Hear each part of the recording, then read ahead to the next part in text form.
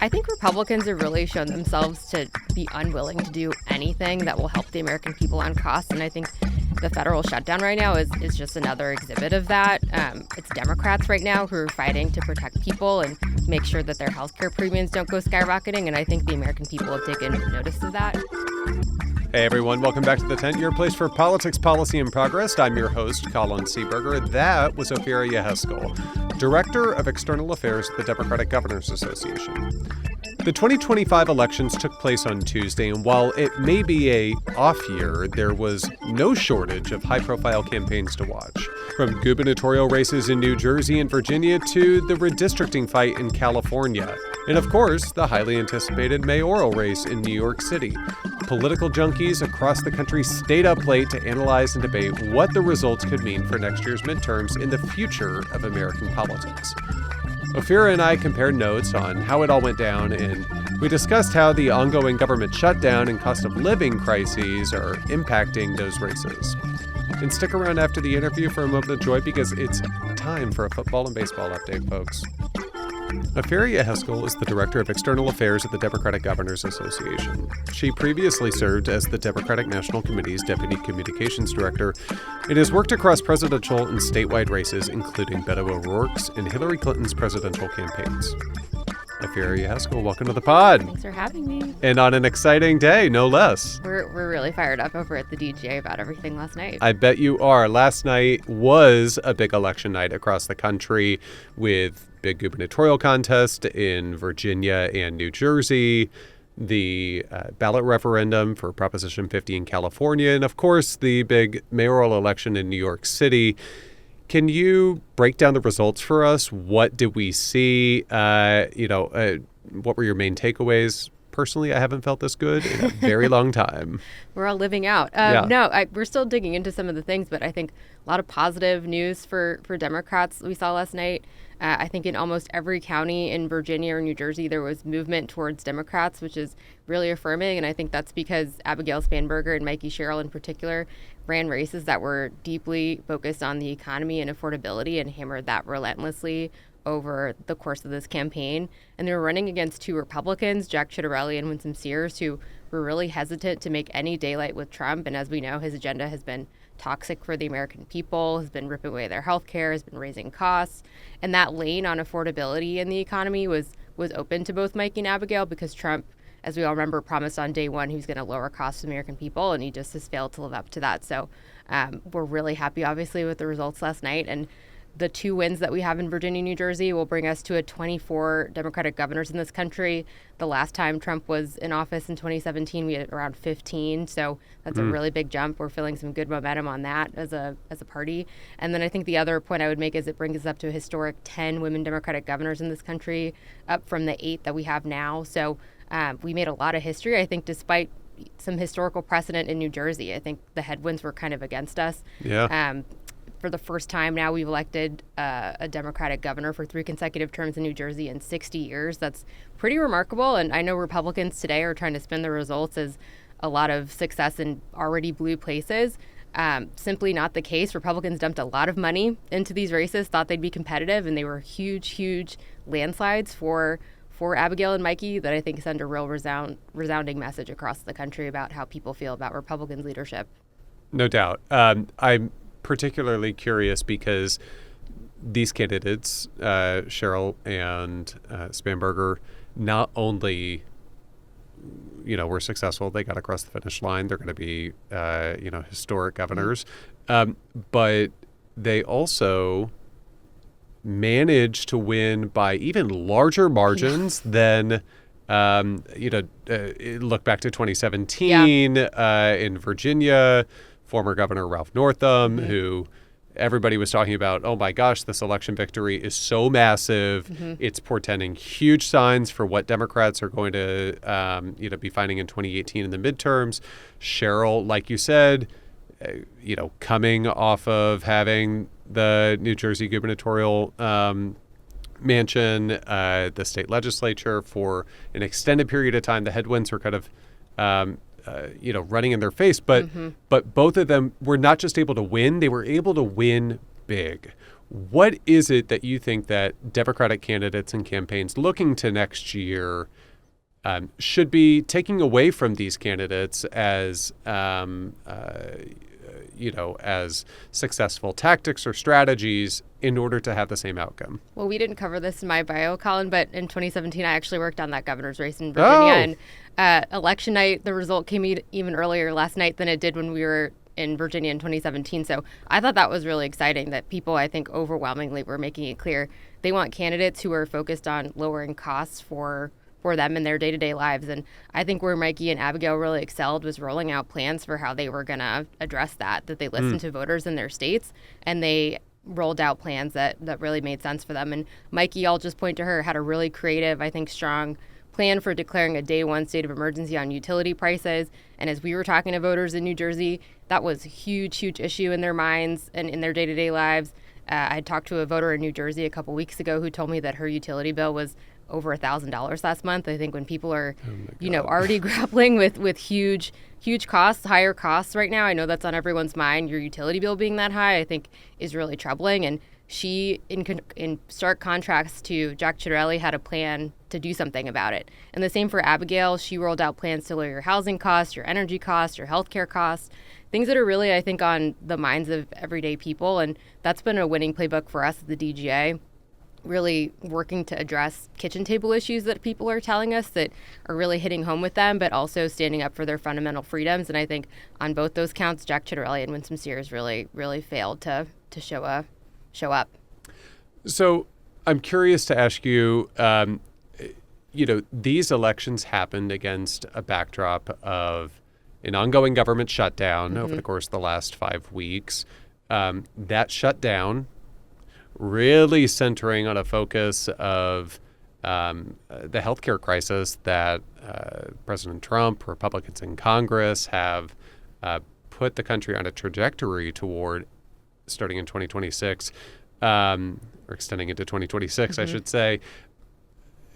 I am curious, do you think that the results of the election on Tuesday were a referendum on the Republicans' posture on this government shutdown, refusal to negotiate to lower healthcare premiums that are set to double for tens of millions of Americans? And if so, why do you think that? I think Republicans have really shown themselves to be unwilling to do anything that will help the American people on costs. And I think the federal shutdown right now is just another exhibit of that. It's Democrats right now who are fighting to protect people and make sure that their healthcare premiums don't go skyrocketing. And I think the American people have taken notice of that. And I think it's, again, just another part and parcel of Republicans kind of numbing themselves or trying to inure themselves to what voters are clearly telling them they want to see action on. And I think voters also recognize that it's Republicans who are in control of Washington, D.C. And so when we were looking at these two races, even though both Jack Ciattarelli and Winsome Sears are not in Washington, D.C., did not vote for the one big ugly bill, they would not raise their voices about what the Trump administration and what Republicans in D.C. were doing to hurt people in their states, whether it is on the federal shutdown, whether it's Trump on the Gateway Tunnel funding that he was stopping, which is a critical infrastructure project for New Jersey. 100,000 New Jersey jobs would have been on the line. In Virginia, as we know, is deeply impacted by shutdowns. And the Doge layoffs that he and Elon Musk decided to undertake had a huge impact on Virginia's economy, and he was trying to use the shutdown to do what we were saying was Doge 2.0, lay off even more people. Winsome Sears and Jack Ciattarelli are nowhere to be found on that, and I think it was just another example of why selecting good leaders, Democratic leaders, really does matter right now. I think people are understanding more than ever than who your governor is really does matter, and you want somebody who's going to fight for you, and I think Republicans have kind of abdicated that position. Yeah, I mean, I feel like the president in particular over the course of the last 6 weeks or so has just been demonstrating an incredible aloofness almost. I feel like whether it is the handing $40 billion to Argentina, the White House ballroom project, the ripping nutrition assistance out of the mouths of tens of millions of Americans at the same time you're throwing a Halloween costume party, Great Gatsby costume party. It is just breathtaking. I think the extent to which there is this huge cleave between the White House, as the president is saying, like, things are beautiful on inflation and it's all solved. And at the same time, the message that the American people sent yesterday on a different topic. We also saw Zohran Mamdani, the mayor-elect of New York City, was able to eke out a victory yesterday. We saw also, of course, Governor-elect Spanberger, Governor-elect Sherrill win. There's some ideological differences there, right? Like what, is going to work in New York City, not necessarily going to work in Virginia. But what is your big takeaway for the party, given there are these kind of different paths that folks are following who are stepping up into positions of leadership? I think it's really important, one, that folks are running races that are authentic to them in the states that they're in. And I think both Mikey and Abigail did that in spades. Both of them are, I think, people who flipped districts from red to blue in 2018, I think showed they can work across the aisle to deliver results for people in their states. And then also rolled out these plans, I think, that were speaking to what everybody cares about, which was the economy, the economy, the economy. And so I think if there was a recommendation I was going to make to people ahead of the midterms, and why I think we feel a lot of momentum and energy heading into the 36 races we have next year, is because I think this is a really replicable playbook for Democrats to be able to roll out plans and really speak directly to people about how you're going to fix their bottom line and put money back in their pockets. And luckily, I think folks running for governor, specifically Democratic candidates, really have an ability to not just show, but also tell, like, what they're going to do for you and how they're going to accomplish that. We have the receipts, as I like to say, and I think we like to say Democratic governors get stuff done. So I think it's a real platform for people to pull from. You mentioned the big, ugly bill, Trump's marquee legislation in this Congress, and how it was or was not a factor in the races that you guys were closely following. I know that there have been hospital closure announcements that have happened in Western Virginia. I know that, there's utility rate increase announcements that are happening following, Republicans ending a bunch of energy projects. I am curious to get your take on how were voters responding to, it is basically, besides tariffs, it is like the only other big policy that Trump and the Republicans have done. I've seen the polling, it doesn't look good, but how did that actually resonate in the field? I think really strongly, and it's really interesting. Winsome Sears and Jack Turley, obviously not members of Congress, did not vote for the big ugly bill, but I think we were able to successfully tie them to that and the impacts of it because they just refused to break with Trump in any meaningful way. And in Virginia, I think that really hit home with the rural healthcare clinics that you mentioned that closed. 3 of them did, and they specifically cited the Medicaid cuts that were coming from the big ugly bill as the reason. And I think that is kind of the canary in the coal mine. I think we're going to see more of that across the country, unfortunately, as these Medicaid cuts that they've put in to fund tax cuts for billionaires start to take effect in this country. And I think it just goes to show, again, they're not folks who are thinking about how they can help people. And again, the ACA fight, I think right now on protecting healthcare premiums is another exhibit of that. But I do think, in both these states, the big ugly bill was baggage for them. And I think their unwillingness to break with Trump was another. He really has been taking action that hurts people in New Jersey and Virginia. And I think it was disqualifying. It finally ended up being that they were unwilling to say anything about it.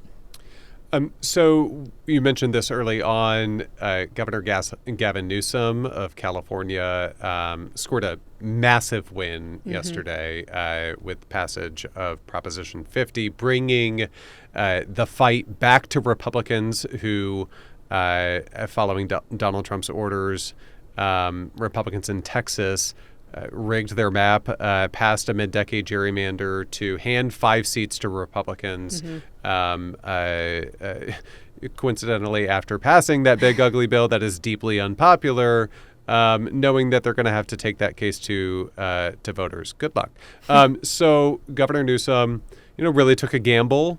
Put his political capital on the line and said, no, we're going to fight we're going to fight back. We're not going to let, wannabe autocrat just rig the system in his favor and deny voters the ability to hold their elected officials accountable. So can you break down what does Prop 50 do? Yeah. Why does it matter? And what should other Democratic leaders, governors, state lawmakers, how should they be reading the results of Prop 50?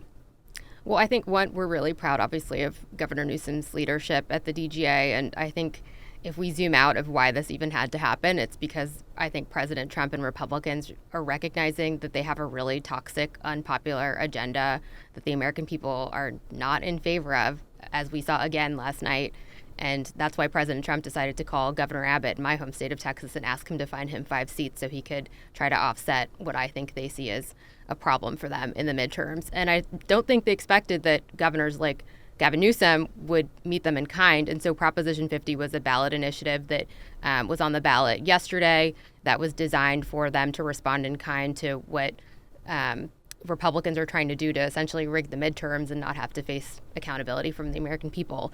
And just the other day, I saw this week that Governor Moore in Maryland has also announced a commission in Maryland to take a look at it. And so I think we might see that Republicans might regret taking us down this path. Yeah, it's a real irony here. Texas Republicans, drew these new maps, passed them into law. They will be the maps in 2026. Mm-hmm. Yet if you look at the election results from last night, they in wiping out districts where Democrats were, currently holding seats, have narrowed the margins of some of these seats. So they're just kind of, Trump +5 or so, and may end up blowing up in their face. It will be something I will be watching quite closely. I am also curious. We saw, some trends that started, or came, kind of most to the fore in 2024, a real erosion of support for Democrats and Vice President Harris among particularly young men, Latino voters. Mm-hmm. We saw not just were those gains by President Trump wiped out, we saw in the case of New Jersey, Cheryl was actually outperforming Biden's numbers from 2020 among some of these constituencies. So I'm curious, why do you think Spanberger, Cheryl were very successful? Zohran Mamdani, I think, won young men by like 40 points or something like mm-hmm. that. Why do you think their message ended up resonating with those constituencies? And how did they go about building relationship with those groups in that way? What should Democrats who are running next year, how should they be thinking about learning from some of those lessons? I know I keep saying this, but yeah. I think the economic message was really critical. And I think both Abigail and Mikey were really serious about making sure they got all across their state and delivering that to every single person. And like you said, we saw key swings across young voters, young men specifically, Latino voters, women. Democratic base voters had huge turnout yesterday. I think all of that really is reflective of how powerful the economic message was. But I also would say, Jack Ciattarelli and Winston Sears simply did not campaign in the same way. I know that in some of the paid advertising that Jack Ciattarelli did specifically exempted Latino and Black voters from that paid outreach. And I think that was a critical mistake on his part. But also, I think to Abigail and Mikey's credit, really took it seriously that they were traveling around. Both of them did these incredible bus tours that went all around their states. The paid communication, I think, was extensive and real and creative. I think it was really targeted and smart. But I think it always did come back to the economy and affordability. And I think if we've learned anything from the last couple of years, is that it really is the top issue for people and that they want to hear a serious plan about how you're going to put money back in their pockets. I think that is especially true and powerful when you consider the fact that I know in Winston Sears' case, the ad that she spent the most money on against Spanberger was like an anti-trans ad, right? And yet I saw, polls leading into the election, exit polls seem to indicate that There was nowhere on the map of what voters were actually, identifying as like a chief anxiety among theirs, right? And so that I think it's a reminder that economic message can also for Democrats who are feeling under attack, right, on some of these other cultural issues, right, may be able to, beat back on some of those attacks by really keeping a focus and really, staying, consistently lasered in on, the chief anxieties of voters. So it's 2025 next year, going to be a big year for the DGA, hopefully. I'm curious, can you tell us a little bit about, some candidates that you're working with that you think are, really exciting leaders, people who maybe are facing tough re-elections or, trying to take on a Republican incumbent? What do you got? Gosh, it's a big map next year. We have 36 governor's Sure races, is. which is like hard for me to even wrap my mind around. But we're really excited and feel like last night was a huge part of the momentum and energy that we have heading into next year. And for the DGA, protecting our 11 incumbents is the North Star. And so governors that you guys might be familiar with, like Arizona Governor Katie Hobbs, Pennsylvania Governor Josh Shapiro, Tim Walz in Minnesota, Governor Pritzker in Illinois. We're going to channel a lot of our energy to making sure that people understand why it's so important to reelect them. Then we have 6 open seats for governors who are term limited. So Michigan, Wisconsin, places like that, where we think we have the opportunity to keep those blue.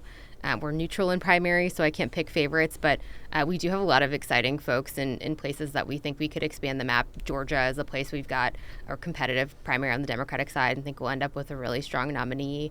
Iowa looks exciting to us. Nevada is a top pickup opportunity for us. Joe Lombardo is a really, I think, sensitive Republican incumbent who we could potentially have a flip opportunity for. So we see a lot of opportunity to go on offense and expand the map, and really exciting for DGA next year. I know you guys are going to be busy. Well, Ofirah, thanks for joining us. Very busy week indeed. Appreciate you making time, and we'll talk to you guys soon. Hopefully you'll come back next year and let us know how some of these races are playing out. Happy to. All right, folks, that's going to do it for us this week. Please go back and check out previous episodes. I am super psyched to be back in talking with you all this week because I just had a few days off where I ventured home to Texas, visited my family, had to give the grandparents some quality time with my daughter. But I also got to go see the Texas Longhorns defeat Vanderbilt in what was a really great game for about 3.5 quarters, and then the back half of the fourth quarter, the refs just completely tried to screw the Longhorns. It ended up being a nail-biter, 3-point victory for the Longhorns, but it was my first time going to a Longhorn game, and I gotta say, so much fun. I will definitely be back.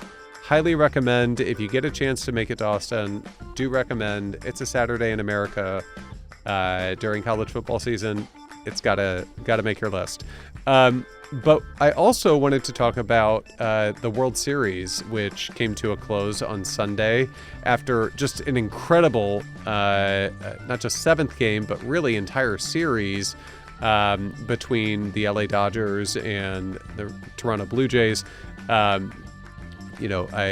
definitely must confess that I was rooting for the Blue Jays. That just, it felt appropriate in 2025. I also really love Max Scherzer, former Washington Nationals player, also former Texas Rangers player, which was my hometown baseball team growing up. So it was super fun watching him. But really just across the board, both teams just really locked in, and I can't say I've had this much fun watching baseball in probably close to a decade. So, it's an exciting time. If you're a sports fan in America, we just capped off the Major League Baseball end of season, but, we're in the thick of, the NFL season, NHL and NBA rocking and rolling here. We're less than 100 days away from the Winter Olympics, which, if you are like me, you are a massive Olympics fan, so definitely getting psyched for that. It is a welcome reprieve this year. So is the hopium high that I feel like I'm feeling after this week's election results. So with that, enjoy your hopium high, and we'll talk to you next week. The 10 is a podcast from the Center for American Progress Action Fund. It's hosted by me, Colin Seeberger. Muggs Leone is our digital producer. Kelly McCoy is our supervising producer. Mishka Espy is our booking producer. Haifan, Olivia Mowry, and Tony Pandolfo are our video team. You can find us on YouTube, Apple, Spotify, Google Play, or wherever you get your podcasts.